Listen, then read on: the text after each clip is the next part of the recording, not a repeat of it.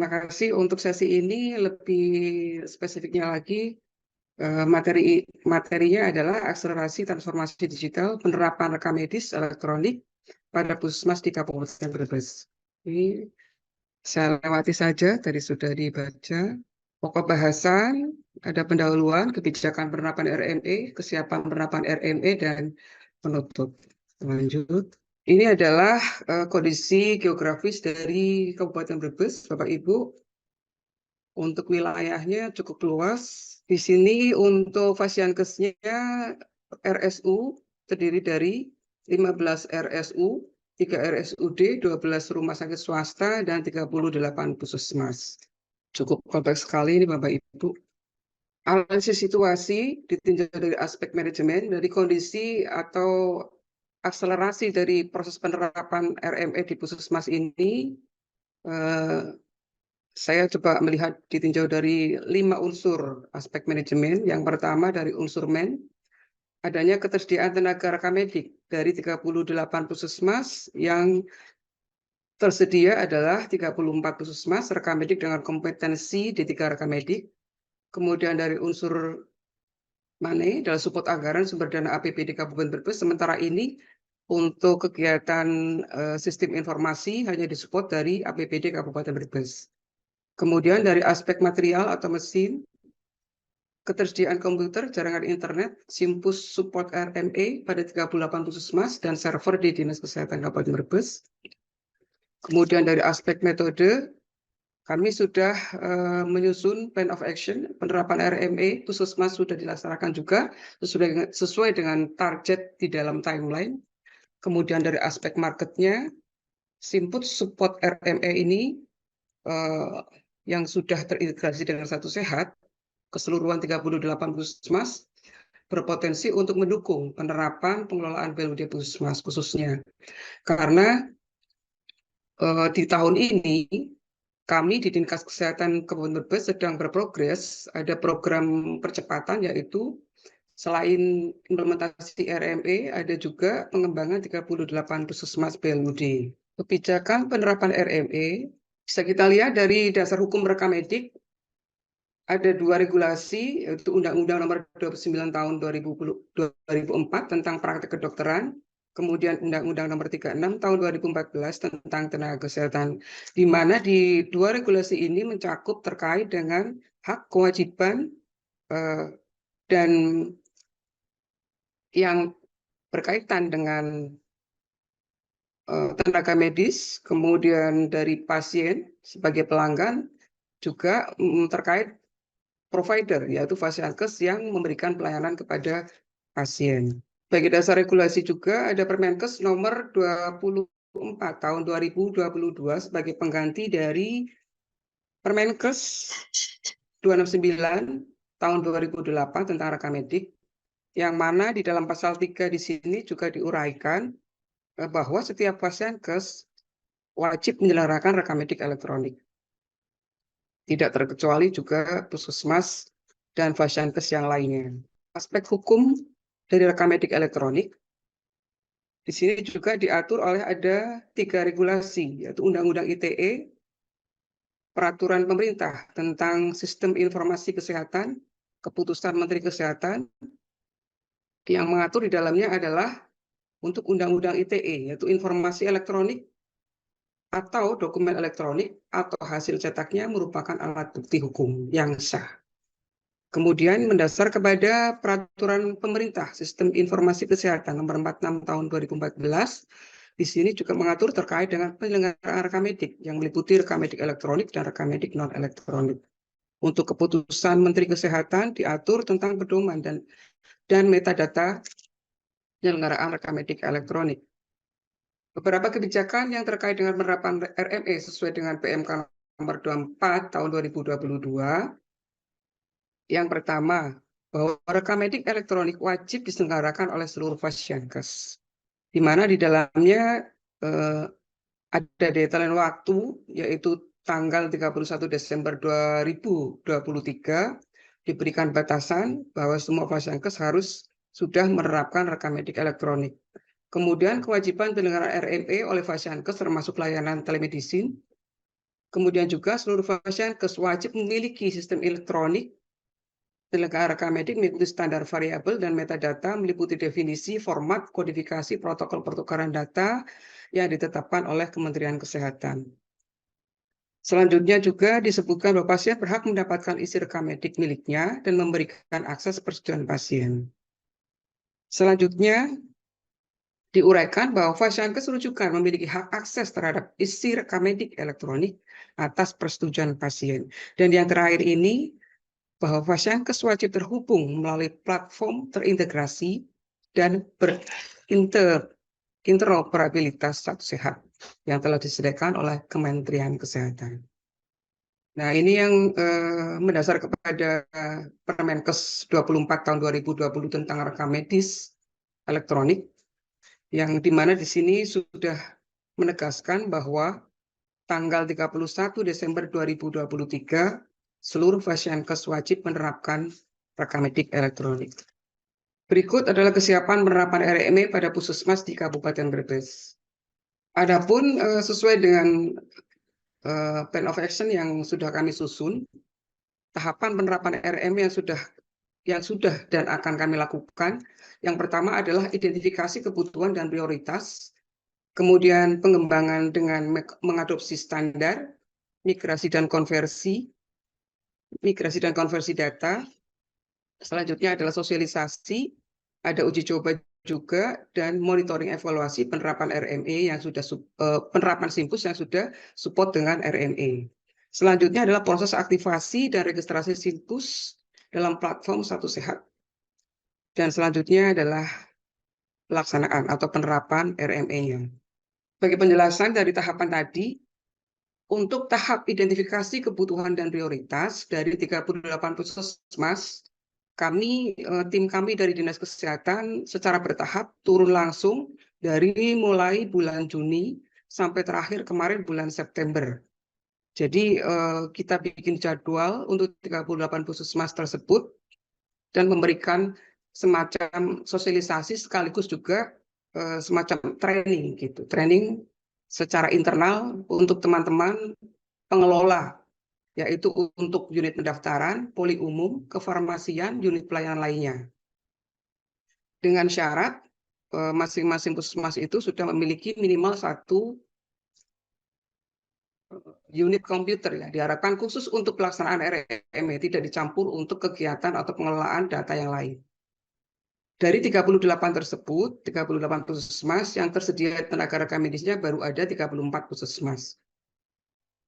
Ini juga menjadi prasyarat. Dan untuk puskesmas yang belum mempunyai tenaga rekam medik, ini kami mintakan untuk bisa di semacam transfer knowledge dari puskesmas yang lainnya. Termasuk juga nanti ada pembelajaran juga dari tim Dinas Kesehatan. SIMPUS support terhadap RME saat ini sudah juga kami selesaikan secara bertahap, tetapi memang dalam perjalanannya kita akan melakukan penyempurnaan agar menyesuaikan dengan kebutuhan yang ada di puskesmas.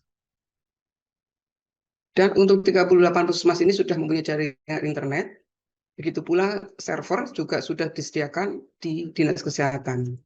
Tahap yang kedua adalah pengembangan dengan mengadopsi standar. Saat ini kami sudah secara kontinu sudah melakukan penyempurnaan pengembangan SIMPUS, di mana kami bekerja sama dengan vendor. Pada saat SIMPUS awal original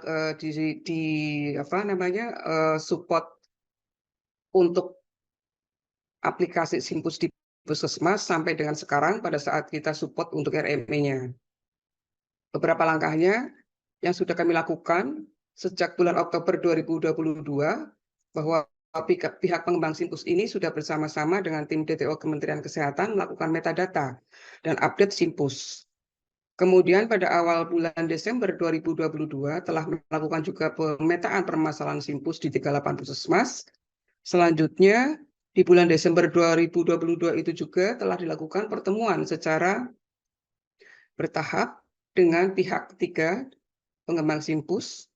Selanjutnya ada kesepakatan antara pihak pengembang dengan pengembang SIMPUS tersebut untuk update aplikasi SIMPUS yang support terhadap RME selesai di bulan Mei 2023. Untuk tahap ketiga adalah migrasi dan konversi data. Migrasi konversi data ini dilakukan setelah update Simpus selesai selesai dikerjakan oleh pengembang Simpus. Tahapan selanjutnya adalah sosialisasi dan uji coba implementasi RME. Dan seperti yang sudah saya sampaikan tadi, bahwa sosialisasi dan uji coba ini berbarengan kami laksanakan sejak bulan Juni sampai dengan September 2023. Untuk tahap yang terakhir, adanya proses aktivasi dan registrasi Simpus dalam platform Satu Sehat. Dan untuk sesi yang terakhir kemarin, 38 puskesmas itu sudah semuanya mendapatkan user ID IP guna integrasi Simpus dalam platform Satu Sehat. Sudah memenuhi persyaratan semua, kita sampaikan langsung melalui bantuan vendor juga. Dan aplikasi Simpus Brebes ini dengan nama Simpus Purworejo karena memang vendornya dari Purworejo. Ini timeline yang sudah kami lakukan sesuai dengan tahapan-tahapan tadi. Dengan target bulan November terakhir kemarin dan sampai sudah sesuai target 38 sudah masing-masing 38 sudah memenuhi atau sudah mendapatkan ID-IP dari Kementerian Kesehatan. Kami sampaikan juga support anggaran dalam penerapan RME ini memang support anggaran dari APBD Kabupaten Brebes tidak banyak ya, maksud kami tidak optimal juga karena seringkalinya terjadi refocusing anggaran. Jadi semua pagu anggaran yang sudah kami alokasikan di dalam dokumen perencanaan itu selalu ada pemotongan-pemotongan sehingga sampai saat ini belum semua yang ada di dalam perencanaan kami bisa terrealisasi. Dan untuk sesi terakhir mendekati akhir tahun anggaran ini, kami hanya bisa melaksanakan sebesar pagu anggaran 45 juta untuk penyempurnaan penerapan RME dengan platform Satu Sehat. Adapun beberapa komponen yang semisal ini bridging Simpus dengan SIMIF, yaitu Sistem Informasi Manajemen Farmasi, ini pun ada pemotongan, jadi tidak bisa optimal. Tetapi kami tetap mengusulkan untuk tahun depan, di tahun 2024. Hambatan dalam tahapan penerapan RME, hambatan yang sifatnya klise ini sebenarnya, SDM yang menguasai Simpus di puskesmas bukan pegawai tetap. Jadi puskesmas di Kabupaten Brebes itu sudah berbentuk BLUD, tetapi BLUD-nya masih berbentuk holding. Nah, untuk tahun sekarang progres menuju pengembangan 38 puskesmas BLUD, yang mana berbarengan juga dengan progres dari penerapan RME. Kendala dari kondisi SDM ini adalah banyaknya pegawai yang non-PNS, yaitu tenaga BLUD. Yang untuk saat ini banyak juga yang ikut P3K, rekrutmen P3K pada akhirnya karena tidak ada formasi di alokasi Dinas Kesehatan, jadi secara otomatis mereka keluar ketika mengikuti seleksi kemudian diterima di tempat yang lain. Kemudian jaringan internet fiber optik belum 100% juga menjangkau, kurangnya pemahaman dan kemauan dari berbagai pihak, dukungan juga dari komitmen dari berbagai pihak di puskesmas. Beberapa puskesmas juga sarana prasarananya masih belum optimal. Tugas kami adalah memotivasi teman-teman di puskesmas agar tidak resisten, ya, artinya ada motivasi kuat, apalagi sekarang menuju BLUD mandiri semuanya dari 38 puskesmas. Terakhir adalah penutup. Kami mencoba menguraikan ada strong point puskesmas Kabupaten Brebes terkait dengan program akselerasi di Dinas Kesehatan Kabupaten Brebes, yaitu yang pertama tadi pengembangan BLUD Puskesmas 38, kemudian percepatan penerapan RME, dan akreditasi. Untuk RME dengan akreditasi ini saling berkaitan ya, karena kemarin kami mengejar waktu 31 Desember baik akreditasi maupun RME. Untuk Puskesmas BLUD pun mengikuti, karena tahun ini diminta oleh pemerintah daerah agar 38 bisa mandiri BLUD. Dari aspek SDM, kami mencoba untuk bisa merancang agar teman-teman di Puskesmas itu mulai belajar atau memotivasi diri menyesuaikan dengan perkembangan teknologi, khususnya di penerapan RME ini, kemudian pengelolaan keuangan dengan sistem BLUD, itu untuk SDM-nya, kemudian dari aset ini karena nanti mengikuti dari sistem pengelolaan BLUD-nya, maka secara bertahap kami kondisikan melalui beberapa training untuk pengelolaan aset, kemudian pemetaan potensi aset, perencanaan pengelolaan aset BLUD. Untuk IT ya terkait dengan pelaksanaan RME ini menjadi wajib, kemudian mengikuti juga IBLUD Puskesmas. Terkait remunerasi juga seperti itu, karena semuanya memakai digitalisasi, maka remunerasi pun akan mengikuti nanti formulanya dengan menggunakan IBLUD Puskesmas juga. Diharapkan dengan adanya transformasi digitalisasi ini akan semakin meningkat inovasi dari teman-teman Puskesmas untuk mengoptimalkan semua komponen pelayanannya sehingga bisa meningkatkan kualitas dan pendapatan, utamanya adalah meningkatkan kepuasan pelanggan atau kepuasan pasien. Demikian paparan dari kami. Terima kasih. Assalamualaikum warahmatullahi wabarakatuh.